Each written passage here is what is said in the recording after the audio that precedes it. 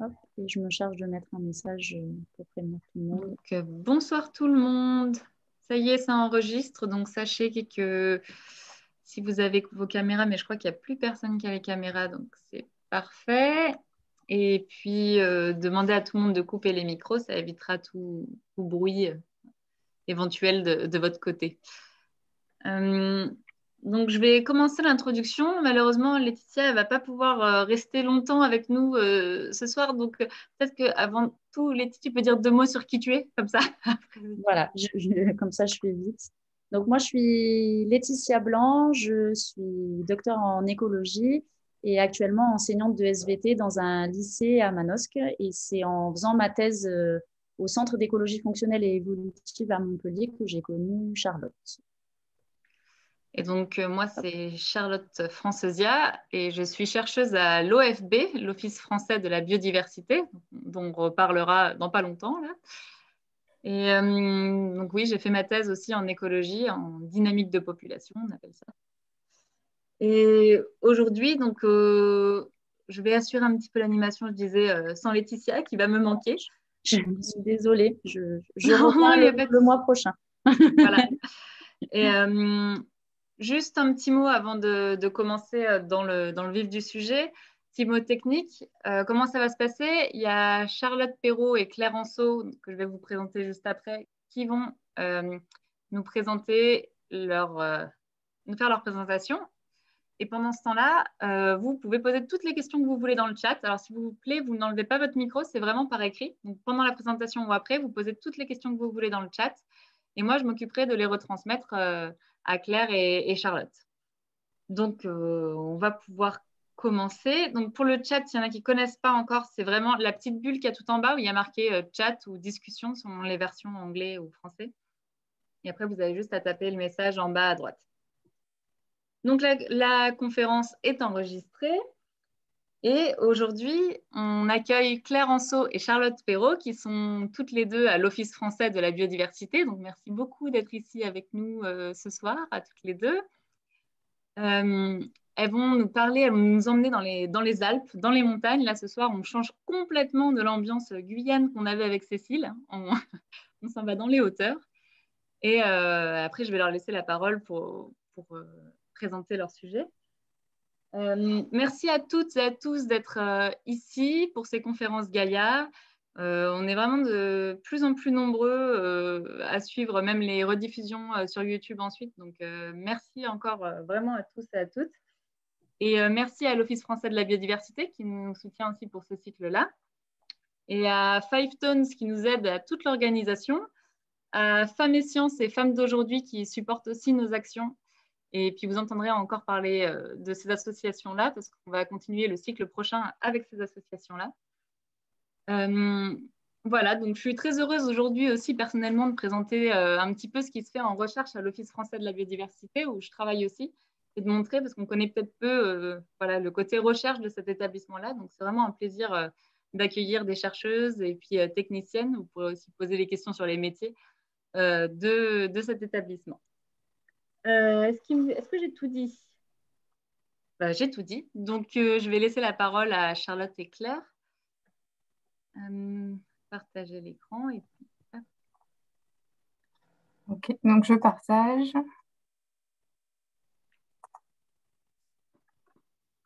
Est-ce que ça marche? Super. Ok. Eh ben, c'est à vous. Ok. Déjà, merci Charlotte et Laetitia pour l'invitation. Et puis, merci à tous d'être là ce soir. Donc, aujourd'hui, avec Claire, on va vous présenter nos travaux sur l'utilisation des GPS pour la conservation du lagopède alpin. Donc, c'est des projets qui sont récents. Alors, aujourd'hui, dans notre présentation, on va surtout focaliser sur le contexte, les questions qu'on se pose, tout le travail de terrain que ça implique et nos premiers petits résultats. Donc, le lagopède alpin est un oiseau de la famille des galliformes et c'est une espèce qui est adaptée au froid. Donc, comme on peut le voir sur cette photo, en fait, en hiver, il arbore un plumage tout blanc pour se camoufler des prédateurs dans la neige. On voit aussi qu'il a des pattes très plumées Et en fait, ça lui sert pour marcher dans la neige comme s'il avait des raquettes. Donc ici, je vous ai mis la carte de répartition du lagopède alpin, donc la carte mondiale. On voit qu'il a une répartition circumpolaire. Et en France, il est présent en haute altitude, donc dans les Pyrénées et dans les Alpes, puisqu'en fait, il s'agit d'une espèce dite de relique glaciaire. C'est-à-dire que durant la dernière période glaciaire, il y avait des oiseaux partout sur le territoire. Et avec l'augmentation des températures, il y a une grande partie qui a migré dans le nord et puis une minorité qui a trouvé refuge dans nos montagnes. Donc, pour ce qui est du statut de conservation, à l'échelle mondiale, en fait, il est classé en préoccupation mineure parce que même si les populations sont en déclin, il a une aire de répartition très large. Par contre, à plus fine échelle, en Europe et en France, il est classé comme quasi menacé. Et dans les Alpes, dans la région PACA, il est classé comme vulnérable. Donc, les projets qu'on va vous présenter avec Claire se déroulent dans les Alpes. Alors, le lagopède, il vit à l'étage alpin, entre 1800 et 3000 mètres d'altitude, dans des pelouses rases, parsemées de rochers. Et en fait, aujourd'hui, ces habitats sont menacés, ils font face à différentes pressions. Et comme pression, eh bien, on a le changement climatique. Donc, le changement climatique, dans les Alpes, il se traduit par une augmentation des températures, donc plus de degrés depuis 1950, ce qui est 2 fois plus que la moyenne mondiale. Et ces augmentations de température, elles sont encore plus prononcées en été. Donc, comment ça va impacter les lagopèdes? Eh bien, déjà, on va observer un impact direct sur la physiologie des oiseaux. Donc, ici, on a une photo d'une poule qui a le bec grand ouvert et qui, en fait, elle respire très rapidement. Elle est en train d'haleuter. En fait, c'est pour évacuer le surplus de chaleur qu'elle a emmagasiné. Donc, déjà, aujourd'hui, on trouve des oiseaux en difficulté à cause de ces fortes températures. Le changement climatique, il va aussi impacter les habitats du lagopède alpin. Donc, en vert, là, je vous ai représenté les habitats favorables. Et en fait, avec l'augmentation des températures, ces habitats, ils vont monter en altitude et donc ils vont devenir plus petits et plus éloignés les uns des autres. Donc, on va avoir une perte d'habitat et une fragmentation de l'habitat. Et donc, nos populations vont être de plus en plus déconnectées. Et donc, on va avoir une perte de connectivité, une perte de diversité génétique. Et donc, les populations d'oiseaux vont être de moins en moins viables. Le changement climatique, il va aussi, l'augmentation des températures va aussi modifier la répartition des espèces et donc l'assemblage des espèces dans l'espace, qui va modifier en fait les relations proies-prédateurs. Par exemple, pour le renard, eh bien, on prédit qu'en fait, l'augmentation des températures va lui permettre de monter de plus en plus en altitude et d'exercer une plus forte pression de prédation sur les oiseaux. Les habitats du lagopède, ils font face aussi à des pressions anthropiques. Donc, on peut parler du pastoralisme, qui, quand il est trop intensif, peut amener à de la dégradation d'habitat et à du dérangement envers les oiseaux. Et puis, en ce moment, on voit quand même une augmentation très forte de loisirs récréatifs dans les milieux de haute montagne. Excuse-moi, je te coupe, Charlotte. Est-ce que la personne qui s'appelle Malé pourrait juste couper son micro, s'il vous plaît? Il y a des petits sons et comme ça ce sera plus facile pour entendre Charlotte. Merci beaucoup. Merci, Fabienne.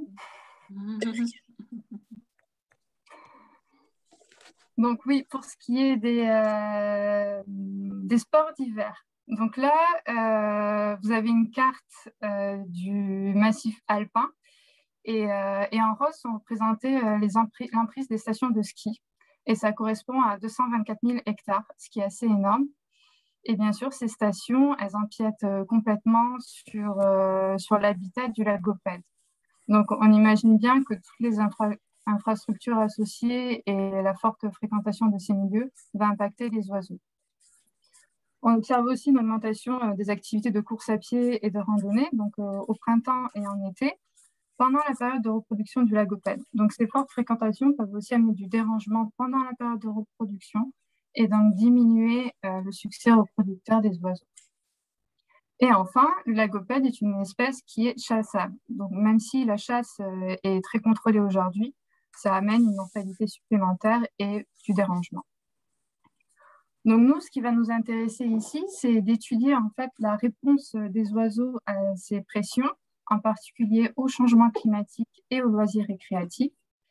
Mais en fait, c'est une espèce qui est quand même très difficile à étudier puisqu'elle est cryptique. Donc pour l'observer sur le terrain, c'est compliqué. Et en plus, elle vit dans des milieux qui sont difficilement accessibles.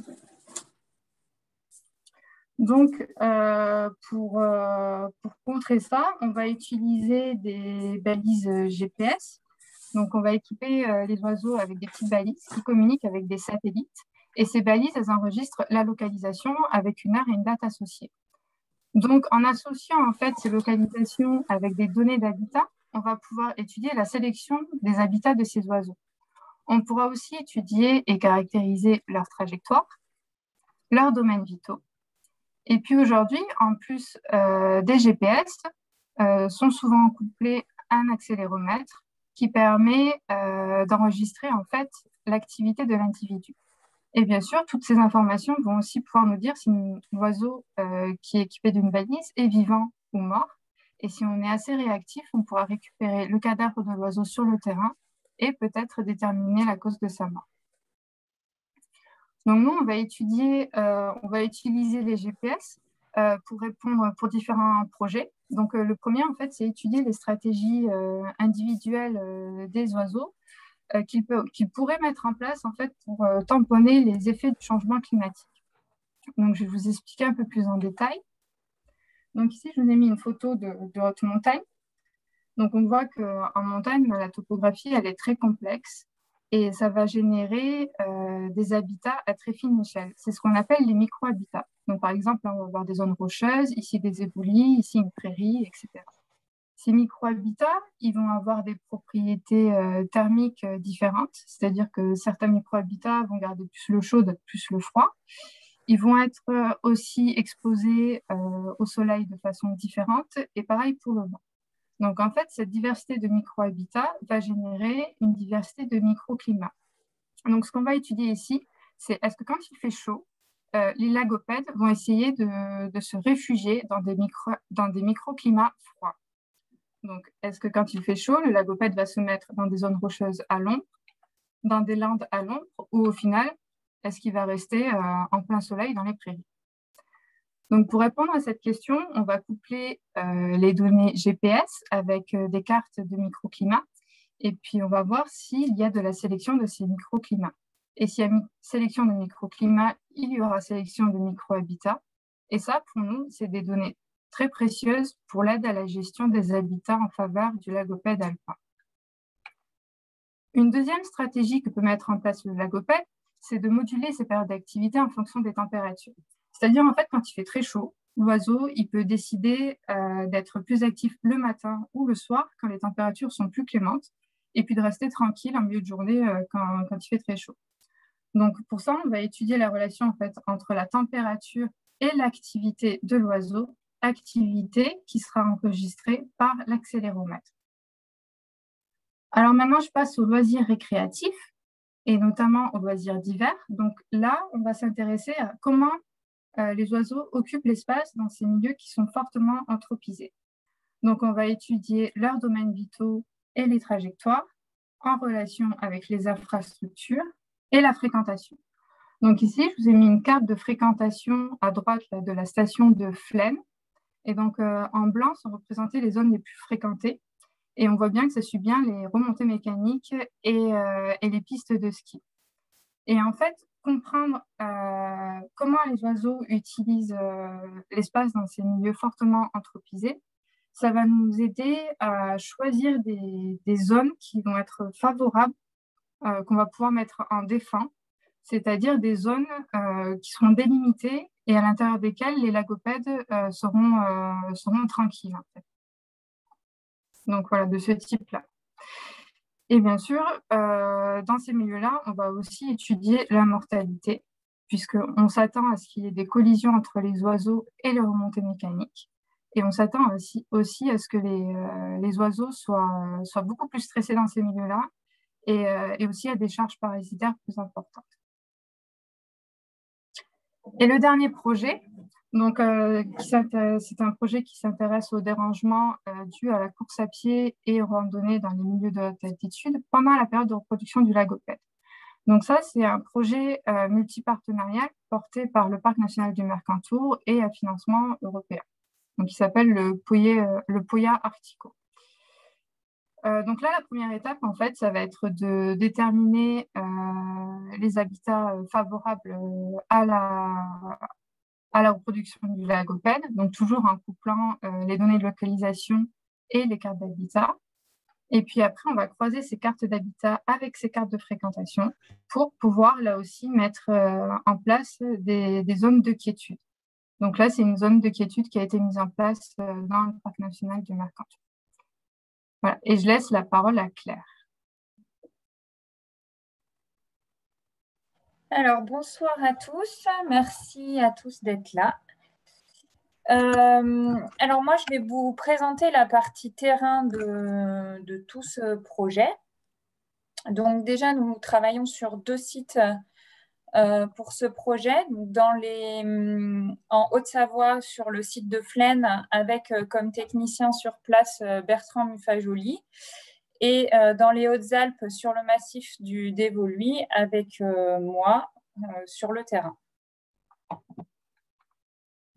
Alors, je voulais vous parler un peu du métier de technicienne de recherche à l'Office français de la biodiversité et en prenant bien évidemment l'exemple du lagopède alpin dans le massif du Dévoluy sur le plateau de Bure.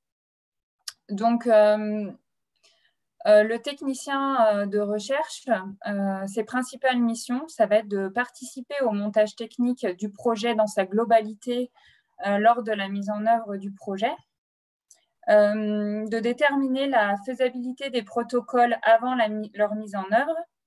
La grosse partie du travail, ça va être de mettre en œuvre les protocoles, de récolter les données et de gérer et de mettre en forme ces données. Ensuite, on a un gros travail de cartographie et aussi de communication auprès des locaux. Il est donc très important de bien connaître notre territoire. Et ce qui est très important aussi pour monter ces projets, c'est de pouvoir travailler en équipe parce qu'on est tous dispatchés les uns les autres avec des collègues en Haute-Savoie, des collègues dans les Hautes-Alpes, certains de nos collègues à Montpellier, d'autres à Nantes, etc. Donc, il faut vraiment une bonne cohésion d'équipe pour réussir à mettre en œuvre ces projets. Donc, nous travaillons dans le Dévoluy sur le plateau de Bure. Ce plateau, c'est un plateau qui est petit.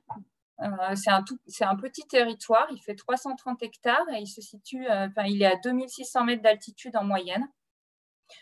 C'est un territoire très particulier parce qu'on a un observatoire de radioastronomie avec plusieurs interféromètres. C'est ces énormes antennes que vous voyez au loin là, et des bâtiments. Donc, c'est quand même très anthropisé comme territoire. Nous avons 2 stations de ski avec 100 km de piste et plusieurs gazex pour le déclenchement d'avalanches avant l'arrivée des skieurs. Et nous avons aussi une pression touristique estivale importante. Alors, sur la photo en haut à gauche, il y a tout un territoire qui n'est pas du tout utilisé par l'homme, ou beaucoup moins. Donc, on a vraiment 2 situations très contrastées sur le massif.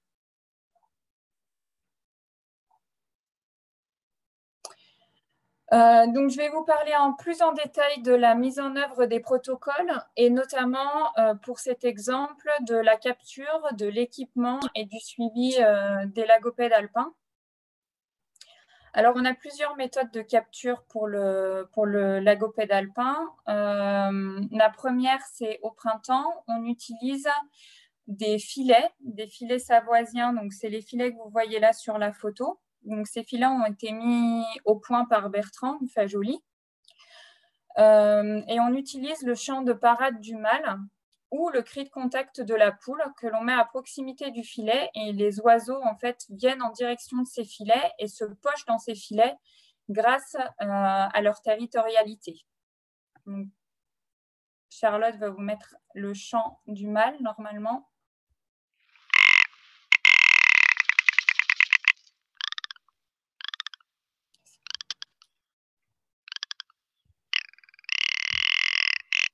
Voilà, donc c'est un chant très caractéristique avec un marquage individuel. Enfin, chaque individu a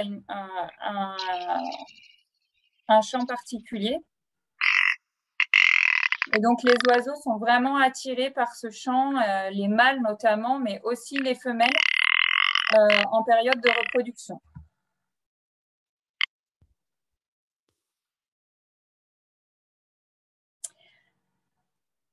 Alors, en été, on va essayer, c'est la période où on capture les femelles, plus particulièrement les femelles, parce qu'elles sont surtout les femelles en fait, qui ont eu des jeunes et qui sont en présence de poussins.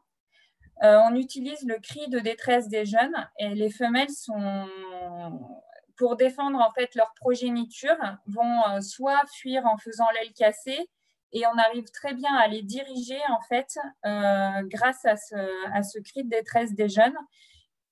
Voilà, donc on va essayer de vous passer une vidéo. Vous allez voir, ça va être un peu saccadé parce qu'on a eu du mal à... Voilà. Là, vous entendez, ça, c'est le cri de détresse des jeunes. Et vous avez la poule, en fait, qui est en haut à droite de Bertrand. Et ensuite, voilà, en bas à droite maintenant, et qui va se pocher dans le filet, qui va aller se pocher directement dans le filet grâce à ce cri de détresse, en fait.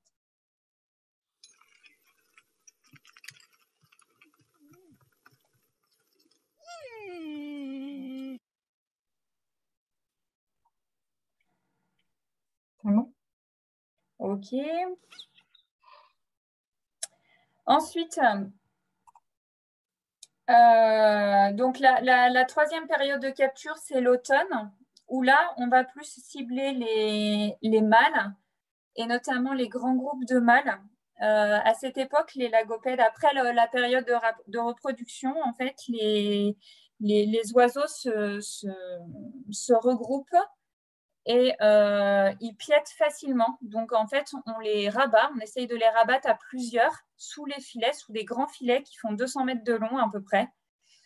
Et l'idée, c'est de les faire piéter et surtout de ne pas les faire voler. Parce que si on les fait voler, tout le travail est à refaire et ça peut être long et frustrant.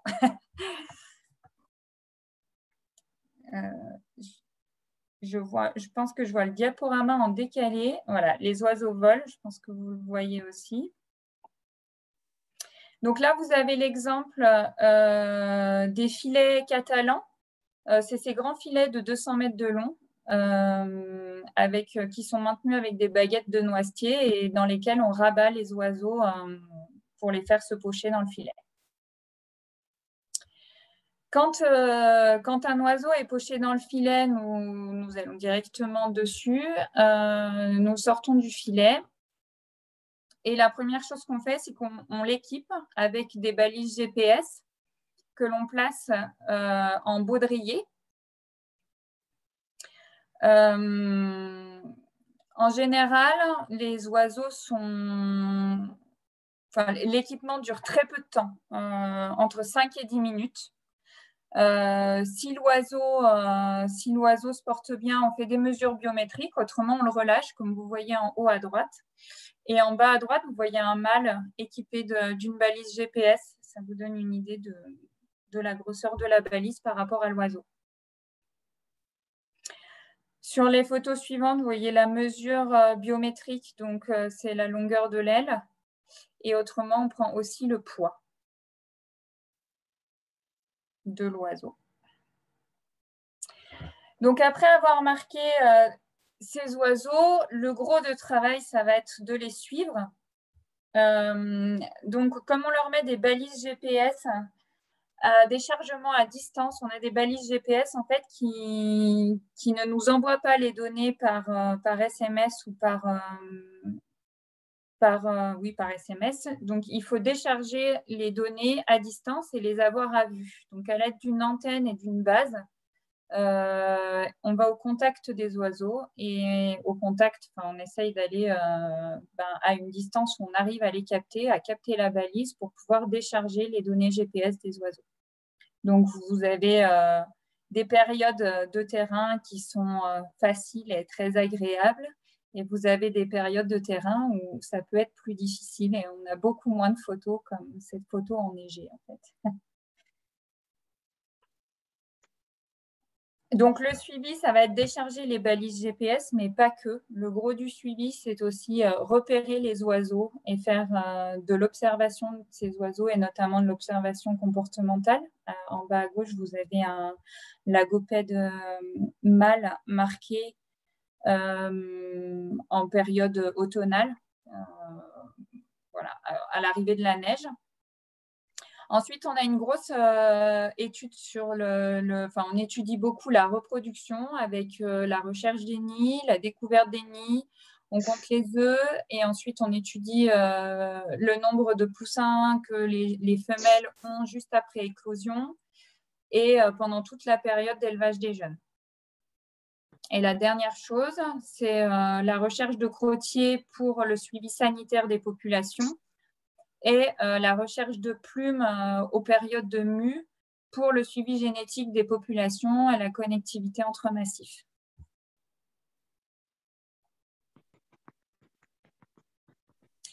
Donc, on va vous présenter trois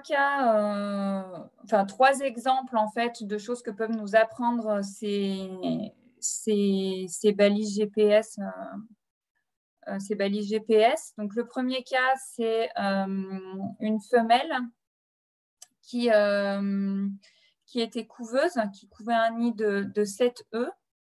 Le jour de l'éclosion présumée de son nid, elle a été prédatée par un renard. Ses œufs ont été mangés sur place. Et le renard a emporté l'oiseau avec sa balise GPS jusqu'à son terrier, 1000 mètres de dénivelé plus bas. Et j'ai retrouvé la balise GPS dans son terrier, dans une végétation méditerranéenne de genêts. Voilà. Du coup, ça, c'est quand même très intéressant. Et là, on voit sur l'image Google Earth, vous voyez le nid de Cassiopée, c'est cette femelle qui était à 2600 mètres d'altitude. Le renard est descendu, en fait, on voit bien tout le trajet du renard qui est descendu le long d'une crête. On se demande un peu comment il a fait pour emmener en fait l'oiseau où j'ai retrouvé la plumée dans le terrier à 1600 mètres d'altitude, donc bien 1000 mètres plus bas. Donc, ça nous donne quand même des renseignements importants sur la prédation. Le deuxième cas, c'est comme Charlotte vous l'a dit tout à l'heure, l'étude de la collision des câbles de téléski, de l'impact des stations de ski sur ces oiseaux. Donc là, on a le cas d'un mâle qui a été marqué l'année dernière et qui, à l'automne, est rentré en contact avec un câble de téléski. Grâce à la balise, on sait qu'il a pris le câble de téléski entre 7h et 7h20 avant le lever du jour. Ce câble était non marqué, était non équipé, non visualisé. Et ce qui est intéressant à voir, c'est qu'aussi il a percuté ce câble en fait en dehors de la période de fréquentation des touristes. Et donc, il pourrait être intéressant de visualiser ces câbles au moins en dehors de la période de fréquentation, puisque ce sont des câbles de téléski qui ne sont pas équipables pendant la période de fréquentation à cause du gel sur les câbles. Et je relaisse la parole à Charlotte. Donc, je vais vous présenter le petit cas numéro 3. Donc, en fait, ça va être une animation qui va représenter les déplacements de 5 oiseaux équipés sur le plateau de Bure, ici, pendant l'été. Donc, pendant cette période, les femelles sont accompagnées de jeunes. Donc, ici, on aura 2 femelles, Lyre et petit ours. Et les mâles, eux, vivent dans des groupes de mâles. Donc, vous verrez Persée en vert à l'est du plateau et Orion et Pégase à l'ouest. Donc, voilà, là, on voit... Ça marche pour vous? Ouais. Donc, là, on voit Petit ours et Lyre. Donc, on a Persée qui est dans un groupe et Orion et Pégase qui sont dans un autre groupe. Et ce qui est intéressant et nouveau pour nous ici, en fait, c'est de voir que mâles et femelles n'ont pas les mêmes territoires et que on a deux groupes de mâles, donc un à l'ouest et un à l'est, qui ne se mélangent jamais. Et en plus de ça, dans le groupe qui est à l'ouest, on voit que Orion et Pégase ont des déplacements très proches. En fait, on a une localisation par heure là, et on voit qu'ils ne se quittent presque jamais. Donc, il y a vraiment des interactions dans les oiseaux. Donc, pour nous, c'est des données super intéressantes pour la biologie des oiseaux. Et ça pose plein de questions sur tout ce qui est interaction sociale. Donc voilà, on a fini la présentation. Donc on en profite pour remercier toutes les personnes qui se sont impliquées et qui sont impliquées de près ou de loin dans ces projets.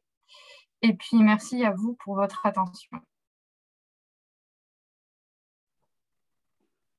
Super, merci beaucoup à toutes les deux. Donc, il y a eu pas mal de questions. N'hésitez pas à continuer à en poser si vous voulez. J'essaierai de gérer entre les deux. Il n'y a pas de souci. Alors, j'ai un petit peu classé les questions en quelques thèmes pour qu'on fasse pour l'instant.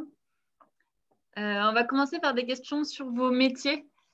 C'est vrai que c'est la première fois là qu'on a aussi deux métiers en même temps, donc c'est intéressant de voir la différence entre les deux, ce que vous faites et peut-être vos parcours aussi. D'abord, entre vos deux métiers, vous passez à peu près combien de temps sur le terrain, votre pourcentage bureau-terrain à toutes les deux, ça se répartit comment? Je vais commencer.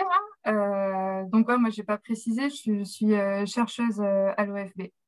Et donc, le terrain, pour le moment, ça doit représenter, allez, en étant gentil, 5% de mon temps. Donc, si vraiment vous aimez le terrain, voilà, il faut se poser la question de si vous voulez être chercheur ou pas, quoi. Parce qu'au final, on passe beaucoup de temps à faire des analyses, à faire de la recherche de financement et beaucoup de logistique et d'administratif aussi. Alors, c'est une bonne question. Le terrain devrait représenter 90% du temps de notre travail. C'est ce qui se passe quand on y arrive, mais de plus en plus, en fait, on passe de plus en plus de temps dans beaucoup d'autres choses. Donc, on va dire 70% de terrain, si on y arrive, c'est bien. Surtout en montage de projet, ça prend quand même beaucoup de temps aussi de travailler sur les protocoles, de travailler sur la mise en place locale avec la communication avec les locaux, etc. Donc, un peu moins pendant certaines périodes, mais on fait quand même beaucoup de terrain. Ouais, là, on voit une bonne différence entre vos deux métiers, du coup. C'est rigolo. Et votre parcours à toutes les deux, du coup, pour arriver à votre métier, c'est quoi? Comment on fait pour être chercheuse et comment on fait pour être technicienne à l'OFB? Alors, déjà l'université. Donc, j'ai un master en recherche biologie évolutive à Toulouse. Donc, c'était plutôt pour faire de la recherche fondamentale. Et puis, suite à ce master, j'ai fait une thèse à la Tour du Valar, donc en pleine Camargue, rien à voir avec la montagne pour le coup, sur la reproduction du flamant rose. Et donc là, pareil, c'était toujours de la recherche très fondamentale. Et puis donc, j'ai eu mon doctorat et là, je me suis quand même laissé quelques mois pour réfléchir si je voulais continuer dans la recherche ou pas. Et puis, j'ai décidé que oui, mais dans la recherche plus appliquée. Et c'est comme ça que je suis rentrée à l'OFB, en fait, en tant que chercheuse, pour faire de la recherche appliquée. Alors, pour être technicien à l'OFB, il y a des parcours très différents. Donc, le mien, moi, j'ai un parcours, j'ai un master 2 de recherche d'écologie évolutive que j'ai fait à Lyon.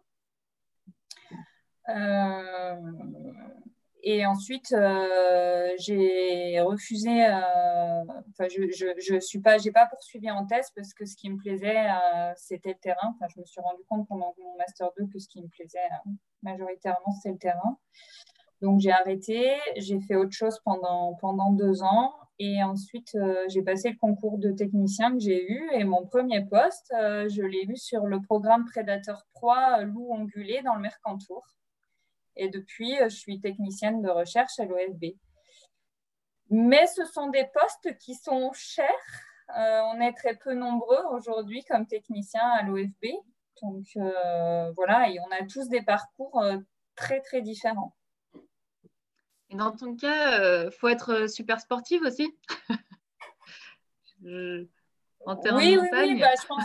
Oui, faut être sportif, mais il faut être surtout motivé parce que voilà, faut être motivé. Le terrain, ça s'apprend. Quand je suis arrivée à l'OFB, je n'avais pas forcément toute l'expérience que j'ai aujourd'hui. Ça fait 15 ans que je suis là et j'ai rencontré des personnes qui m'ont aussi permis d'apprendre beaucoup sur le terrain tout au long de ma carrière. Et voilà, mais la motivation apprend aussi le métier. Enfin, je veux dire, on apprend aussi notre métier au fur et à mesure des années, quoi.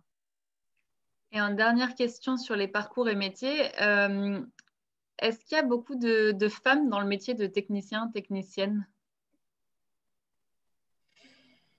Technicien de recherche, il n'y en a pas beaucoup. Il y en a de plus en plus, mais on n'est quand même pas très, très, on n'est pas très nombreuses. J'ai pas Oui, en tête le quota, mais on n'est pas nombreuses. Okay. En montagne, je crois que je suis la seule, à l'OFB en tout cas. Ok. On va passer sur une partie plus terrain et puis revenir au petit lagopède. Alors, il y a des questions qui ont été répondues après, pendant l'exposé, donc celles-ci, je vais pas les poser. Il y en a pas mal sur les GPS au final. Donc, notamment, combien de temps le GPS est-il actif? J'imagine peut-être donner combien de temps il dure et combien de temps il est sur l'oiseau. On a eu cette question aussi. Alors, les GPS, alors, on a des GPS qui ont une durée de vie qui peuvent durer 2-3 ans. S'il n'y a pas de problème, ça peut durer très longtemps, plus longtemps que l'oiseau en fait. Donc souvent, quand les oiseaux meurent, on récupère le GPS et on l'utilise pour équiper un autre oiseau. Et en plus, c'est des GPS qui ont des balises solaires. Donc en fait, ils sont sur le terrain, ils sont complètement autonomes. Ça se recharge tout seul. Donc c'est très pratique et on peut avoir des programmations plutôt fines. Par exemple, en été, on peut mettre une programmation à une localisation toutes les 20 minutes. Là, vous pouvez voir le GPS que vous montre Claire sur sa vidéo. Voilà. Et donc, c'est des GPS qui font 10 grammes. Donc, ça fait moins de 3% du poids de l'oiseau. Et 3%, c'est le seuil maximal recommandé dans la littérature. Voilà. Ok. Une question encore par rapport aux balises, c'était de savoir si elles n'étaient pas trop visibles l'hiver sur la neige, si du coup ça ne rendait pas peut-être les oiseaux visibles. Alors là, l'oiseau que je vous ai montré qui portait une balise GPS, le premier oiseau, on voyait bien la balise, il venait d'être équipé. En fait, au fil du temps, les plumes, comme il y a des mues successives, les plumes en fait recouvrent le GPS. Les balises arrivent quand même à se recharger, mais la plupart du temps, les plumes recouvrent. C'est très difficile des fois de voir que l'oiseau est équipé. Souvent, on voit qu'il est un peu ébouriffé parce qu'on voit le baudrier en fait, mais la balise en elle-même est peu visible. Est-ce que rapidement, tu peux expliquer le baudrier, ce que c'est du coup peut-être comment c'est passé? Alors, ouais, c'est passé sous les pattes. On passe sous l'aile en fait, et ensuite derrière chaque patte, et on serre pour que On passe bien en fait sous les boules de plumes qu'il y a sous les pattes parce qu'ils ont vraiment beaucoup de plumes de duvet sous les pattes. Et c'est deux téflons en fait qui sont deux fils de téflon qui sont passés sous les pattes en fait. Voilà. Ok. Et qu'on ne force pas du tout les ailes. Hein. Ouais, oui, c'est vraiment. Est-ce que vous mettez aussi des bagues en même temps que les GPS? Non, on les bague pas du tout, ces oiseaux. Ok. Hop. Et enfin, ah oui, les logopèdes ont-ils mis au point des stratégies d'évitement des filets depuis que vous avez commencé, ou est-ce que c'est un événement trop rare pour les individus? Alors, il faudrait plutôt poser la question à mon collègue parce que sur le plateau, là, on travaille que depuis cette année sur ce projet-là. Donc, pour le moment, non. Mais je pense qu'en Haute-Savoie, ils ont certains individus, en tout cas, je pense que si on avait à capturer plusieurs années de suite, il est évident que les oiseaux commencent à comprendre le manège, quoi. Ouais. Après, la fois où je suis venue sur le terrain avec vous, on a l'exemple d'une poule qu'on venait de capturer avec des cris de poussin. On l'a relâchée. On a essayé de capturer quelques centaines de mètres plus loin une deuxième poule. Et en fait, c'était la première poule qu'on venait de capturer qui était équipée, qui venait se mettre dans les filets, quoi. Donc voilà, avec les chants d'oiseaux et les cris des poussins, les oiseaux, ils deviennent un peu fous quand même, ils réfléchissent pas trop, quoi. Donc j'ai de l'espoir à ce qu'ils s'habituent pas trop, quoi.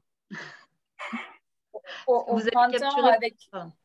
au printemps, avec le chant des mâles territoriaux, c'est pareil. Hein. Encore l'autre jour, dès qu'on fait du rappel, l'oiseau, il vient se poser sur nous, quoi. C'est vraiment, ils sont vraiment très, très réactifs à ces chants. Hein.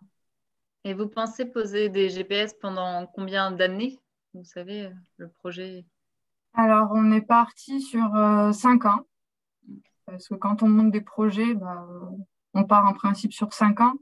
Mais vu qu'on capture, alors sur les deux sites, en moyenne, on capture 5 ou 6 oiseaux par an, c'est pas énorme. Et si on veut avoir des résultats qui sont représentatifs de ce qui se passe dans la population, il va falloir faire ça je pense, sur une dizaine d'années, ce serait pas mal, quoi.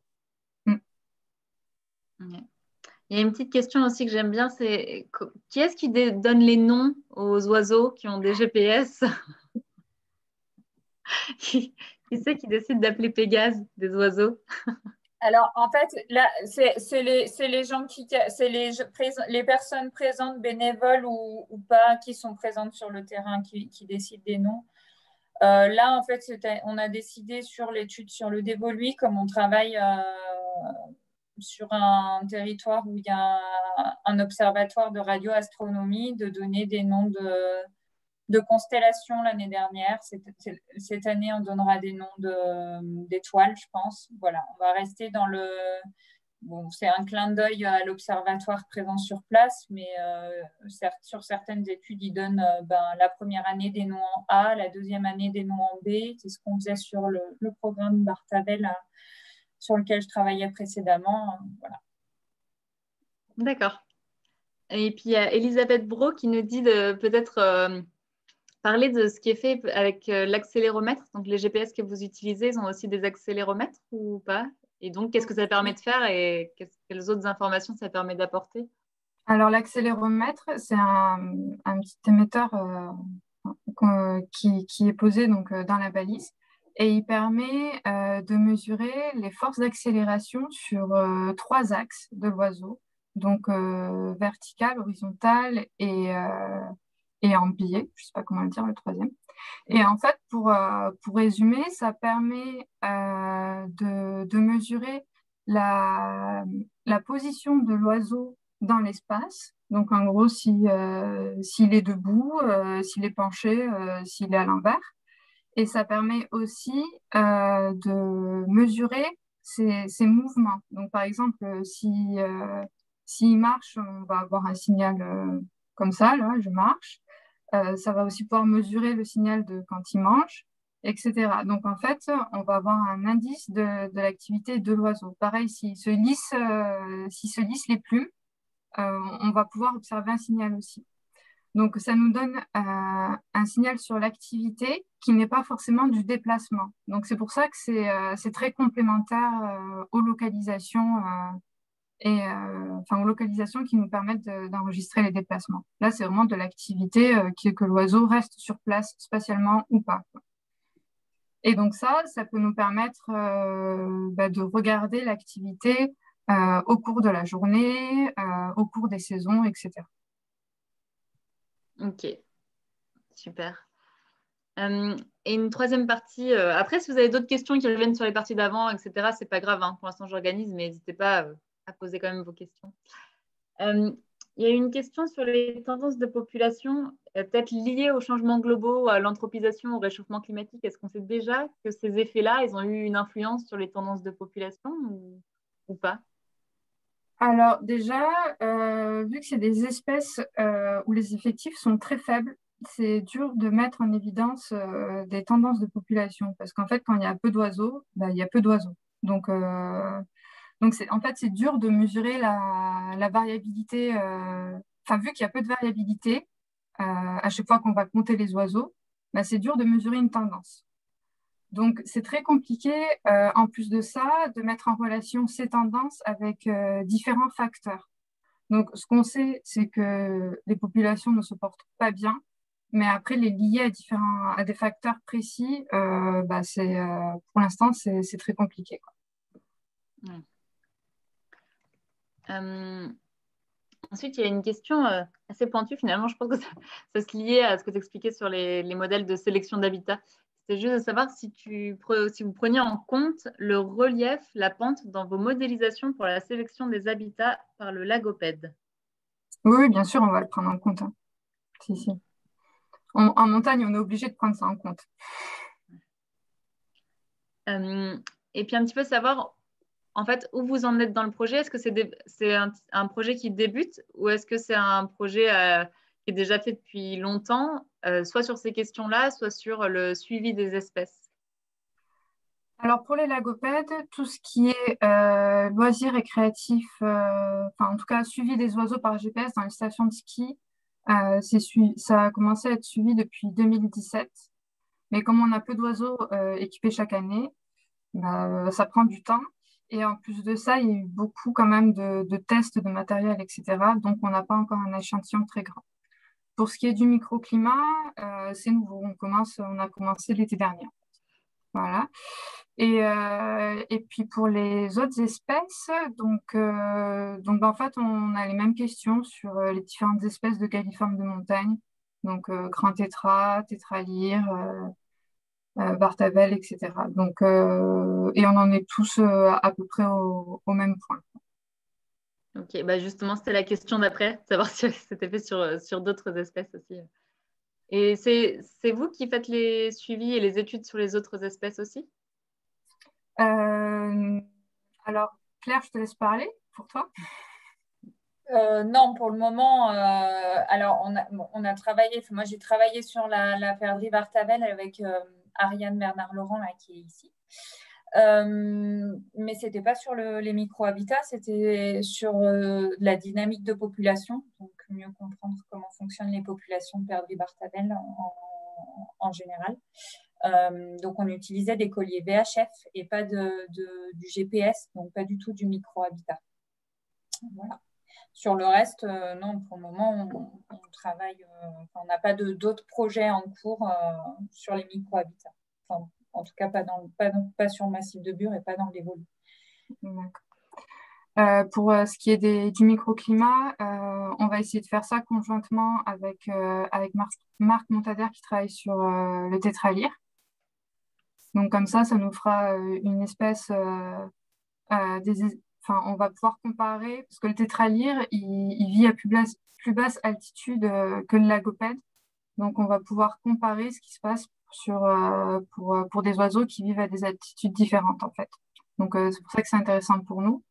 Et pareil, sur le tétralyre, il y a des questions avec tout ce qui impacte des stations de ski, etc. Donc, on travaille ensemble, mais ce n'est pas nous qui nous occupons des autres espèces. Moi, je travaille surtout donc, sur le lagopède, aussi sur la perdrix rouge en plaine, donc sur d'autres thématiques, donc avec des pressions anthropiques plutôt liées à l'agriculture, etc. Et puis, on travaille aussi avec Claire sur le lièvre variable. Donc là, on change de taxon, quoi. Ok. Et toujours lié à ces questions, du coup, de l'effet peut-être du changement climatique. Oui. Ouais, complètement changement climatique pour lièvre variable. C'est en fait regarder comment va bouger les aires de distribution dans le temps avec l'augmentation des températures et comment en fait ça va impacter aussi les espèces d'un point de vue génétique, parce qu'il peut y avoir des populations qui en fait se retrouvent isolées et donc fragiles d'un point de vue génétique parce qu'il y aura une baisse de leur diversité génétique. Voilà. Okay. Il y a une question qui revient un peu sur le parcours. C'est une personne qui demande quel était le parcours de Claire avant le master. Voilà. Un parcours basique d'étudiante basique. J'ai fait un DUG, une licence. Enfin, j'étais encore je suis arrivée en DUG, c'était encore DUG, ça s'appelait encore DUG à l'époque, de biologie, de SVT générale à Lyon. Et ensuite, je me suis spécialisée en écologie évolutive. Ok. Une question sur la prédation, je vais la lire. En prenant l'exemple du renard dans le terrier duquel vous avez retrouvé une balise, la pression de prédation observée est-elle supérieure à celle à laquelle vous vous attendiez, ou est-ce que vous n'aviez pas encore de point de comparaison Alors, en fait, pour le moment, on n'a eu qu'un cas de prédation, en tout cas sur le dévolu, sur nos 6 oiseaux équipés. Donc on ne peut pas en fait savoir si on a une pression de prédation par le renard élevée ou pas. Et puis par contre, par rapport au parcours qu'a fait le renard, je vais laisser la parole à Claire. Alors, c'est quoi le parcours le parcours qu'a fait le renard, oui, alors, c'est étonnant, oui et non, mais ça veut dire qu'un renard a quand même un domaine de chasse qui est énorme, et en fait, on n'a pas beaucoup de données sur les zones de chasse en fait, des renards en montagne. Donc voilà, c'est en ça que ça lance des pistes de recherche. Après, je pense qu'avec des balises GPS et avec si peu d'individus, on n'arrivera pas à répondre à réellement quantifier la prédation par telle ou telle espèce. Il faudrait vraiment une étude plus spécifique avec plus d'individus équipés, voire peut-être des prédateurs équipés. Parce qu'autrement, on ne répondra pas forcément à la question. Ok, je vais terminer. Je me permets de dépasser un petit peu vu qu'on a commencé un petit peu en retard. Donc, je termine avec 2 petites questions, un petit peu d'application. La première, c'était de savoir quels outils vous allez produire à l'intention des gestionnaires. Alors ça va dépendre des résultats qu'on va avoir. Donc, pour l'instant, c'est difficile de répondre à cette question. Mais moi, ce que j'espère, c'est que vraiment on puisse aller loin dans la sélection de l'habitat pour en fait pour avoir déterminé quels sont les habitats favorables pour le lagopède, pour qu'en fait les gestionnaires, quand ils aillent sur le terrain, ils aient des grilles de lecture avec des critères pour se dire, là ici, c'est un habitat favorable, donc peut-être qu'on va mettre des zones de quiétude, enfin voilà, des choses comme ça, quoi. Ok. Et la dernière question, c'était qu'espérez-vous avec ce type de projet par rapport à la sauvegarde de l'espèce? Tu veux répondre, Claire?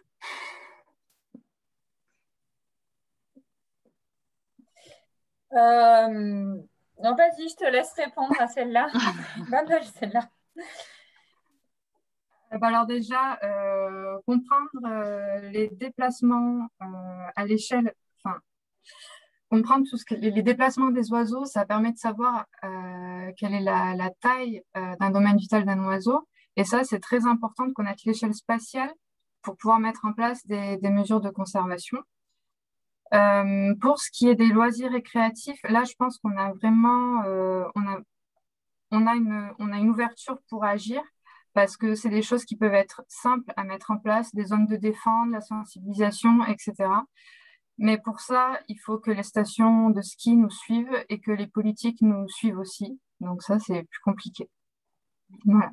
Après, pour tout ce qui est en relation avec les changements climatiques, on est plus dans une optique de documenter ce qui se passe pour le lac alpin, puisque de toute façon, pour nous, c'est juste pas possible d'agir sur l'augmentation des températures, quoi. C'est vraiment pour documenter et mettre en évidence que ça pose des problèmes pour qu'après, pourquoi pas, peut-être, que les politiques agissent un jour, et puis chacun à notre échelle, voilà, pour la biodiversité. C'est bien pour terminer ça, merci. Eh ben, merci encore, un grand merci à toutes les deux d'avoir pris le temps de répondre aux questions, de présenter vos études, c'est super.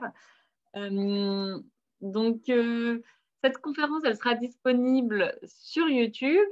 On est désolé pour ceux qui voulaient suivre sur Facebook, ou enfin bref, on essaiera de vite mettre la vidéo pour que les gens puissent facilement et rapidement rattraper cet exposé et les questions.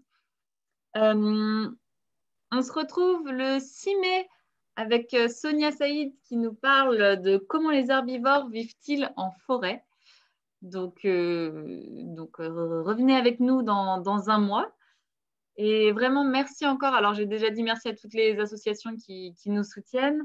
Un grand merci encore à Claire et Charlotte. Merci à vous tous et toutes, tous ceux qui sont là, tous ceux qui mettent plein de merci. Claire et Charlotte, vous devriez ouvrir le chat. Vous avez plein de petits mots pour vous. Je vois que Laetitia nous a rejoint. Tu veux dire un petit mot, Laetitia? Merci à tous d'avoir participé. Je suis vraiment désolée pour cette absence d'aujourd'hui, mais voilà, je suis maman d'un petit bout de chou de 2 mois et voilà, il y a parfois quelques nuits où je ne peux pas trop être présente. Donc voilà, encore toutes mes excuses et merci à Charlotte d'avoir géré du coup toute seule, parfaitement apparemment. Voilà. Oui, enfin, avec ta technique. Et ça a marché. Parfait. Et on se retrouve le mois prochain. Allez, j'arrête l'enregistrement. Au revoir.